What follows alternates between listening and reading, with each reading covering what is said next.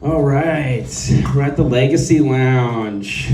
Yeah, if you guys don't know, this is like a nightclub in the off season, and it's really cool because the kids have better drugs than the adults.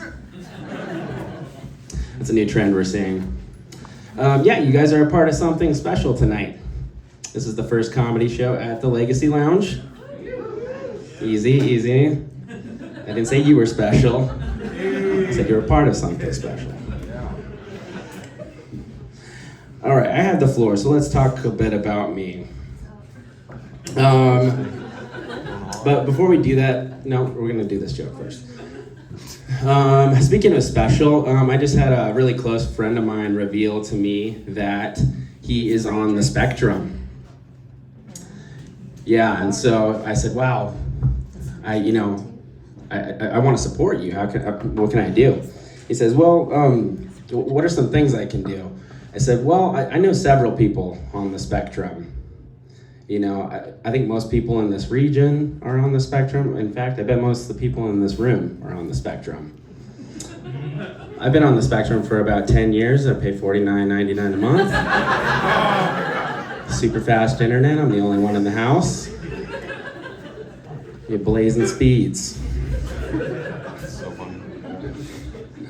So yeah, words are important, people. What kind of spectrum are we talking about? What else is going on? I got some blood work done lately, and we got the results back. I went and talked to my doc, and he says, Thomas, we need to sit down. Which is not a good, start to that conversation. He says, Thomas, you got FBA. I was like, what the hell is FBA? I was like, is Assiniboine? I thought I was Salish this whole time. Where did you send my blood? 23andMe? No, my doc says, you got full-blown AIDS. I was like, I don't think it's called FBA, but thanks for letting me know. I was like, well, what are my options here? He says, no, I'm just kidding. You don't have FBA, but you do have diabetes, though.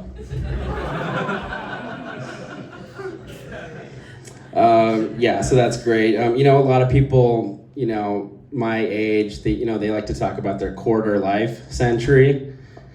And I'm a Native American male, and statistically, we don't make it past 45, so I'm right on schedule. Yeah.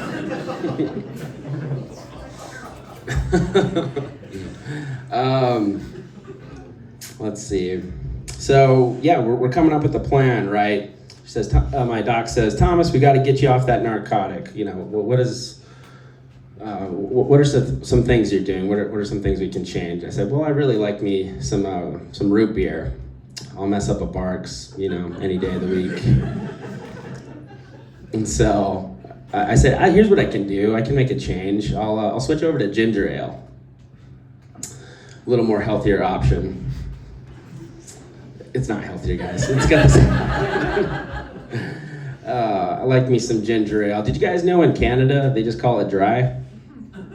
It's true. It's true. Those guys are really efficient and they simplify things over there. That's why they call it Canada. No, so I really like ginger ale because it pairs well with my morning whiskey. This is a daily thing. Yeah, we get up at 8, pour a glass, pour another, pass out at noon, wake up at 5, clock out, and then we go home. And then you repeat the cycle.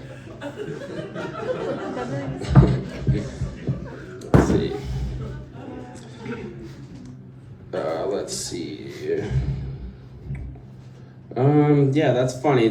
Some places will allow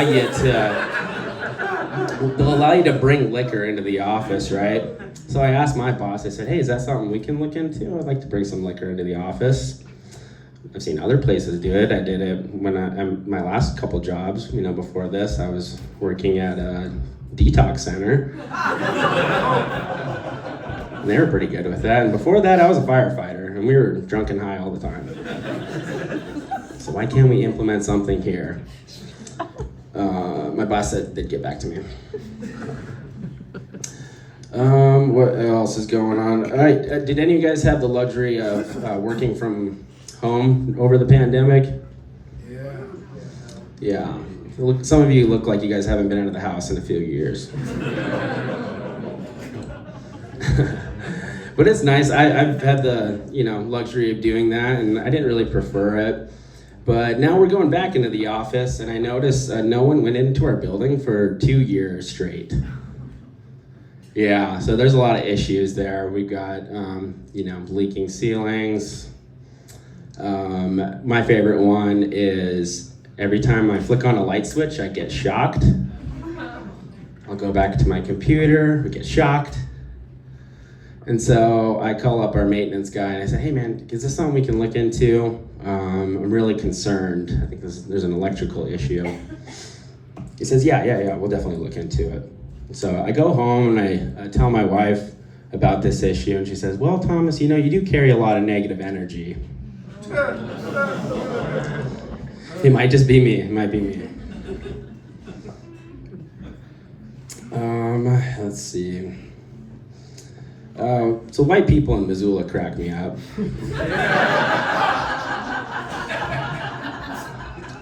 I came out of the grocery store and I just see a line of cars and they all have dream catchers hanging over their rear view mirror. And I think that's not a good time to be taking a nap, while you're on the road. You guys ought not to do that. And where'd you get that anyway? Did you go Rockin' Rudes or something and buy it off some hippie? Shit doesn't even work.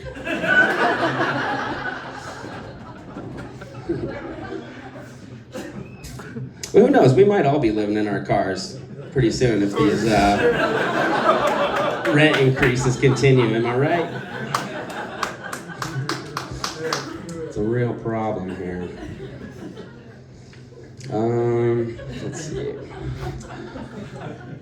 You guys excited for summer? Yeah. Cool, so am I.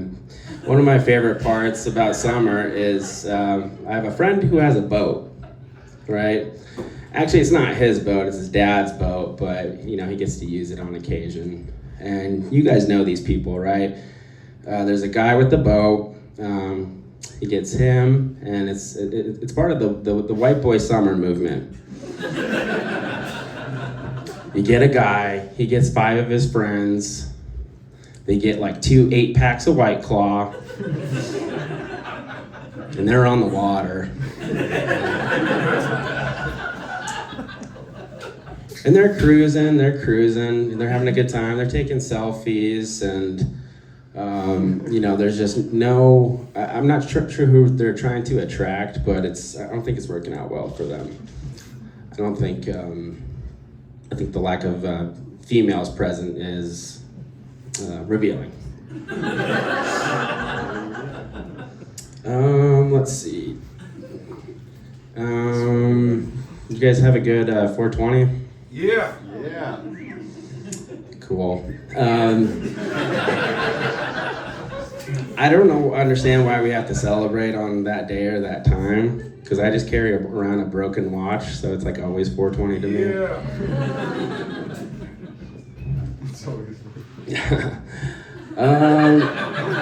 Yeah, thanks again for coming out, guys. My name's Thomas McClure. You guys can follow me on social media, Thomas last name. Thank you.